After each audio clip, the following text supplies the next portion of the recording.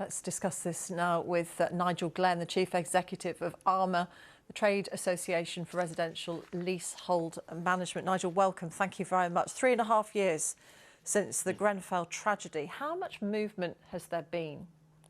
There has been some movement, but most of it's on the public sector, because the problem in the private sector is the funding.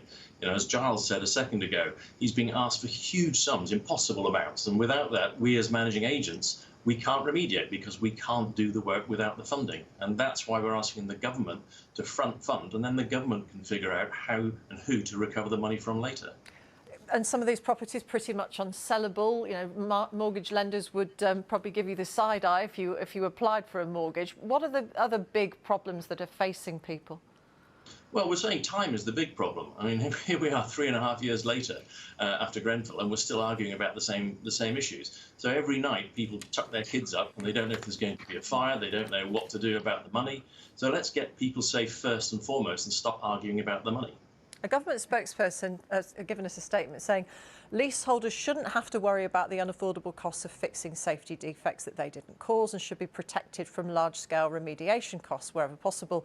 We all want to see homes made safer and as quickly as possible. Backed by our £1.6 billion funding, we're making good progress on remediating unsafe homes. But they go on to say that the Building Safety Bill is the appropriate legal mechanism for this to happen and will be brought forward in due course. What does due course mean as far as you're aware? Probably a couple of years' time. And again, just taking that particular point, saying the leaseholders shouldn't pay, we completely agree with that. They're completely innocent on this. But then that still leaves the question of who should, because as managing agents, we can't remediate without the funds. In terms of where the responsibility does lie then, who is likely to have to pick up the tab eventually? Because if builders were building in line with the regulations and it was the regulations were wrong, there's another avenue that's closed.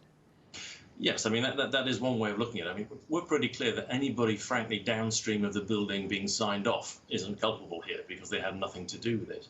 And don't forget, there's other issues as well. Now that we're being asked to remediate the buildings, we are, for the first time, starting to look at how the buildings are actually constructed. So we're physically knocking holes in walls. And we're finding other issues as well, such as compartmentation, i.e. how isolated the buildings are, the flats are from each other. And those costs could be just as much as the cladding costs. So I'm sorry to keep adding woe to the issue, but there's a lot to do yet. So where are we at in terms of changing regulations to make sure that we're not storing up new problems for the future?